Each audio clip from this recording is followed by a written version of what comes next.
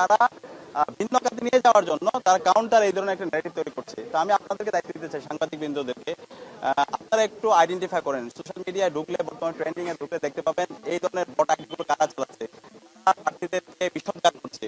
তো এটা যদি আপনারা একটু আইডেন্টিফাই করেন, একটা নির্দিষ্ট গোষ্ঠী করতে পাবেন। এদের রাখতে হবে। আর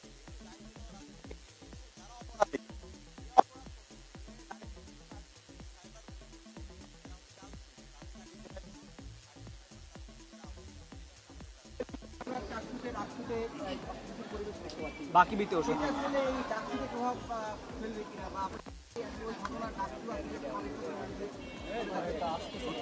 দেখেন, আমরা দেখতে পাচ্ছি জুলাই বিপ্লবের পরে প্রতিটি ক্যাম্পাসে ক্যাম্পাসে শিক্ষার্থীদের স্বতঃস্ফূর্ত উচ্ছ্বাস দেখতে পাচ্ছি। এবং জুলাই বিপ্লবের অন্যতম একটা আকাঙ্ক্ষা হচ্ছে প্রতিটি ক্যাম্পাসে ক্যাম্পাসে ছাত্র সংসদ নির্বাচন হয়ে যাওয়া।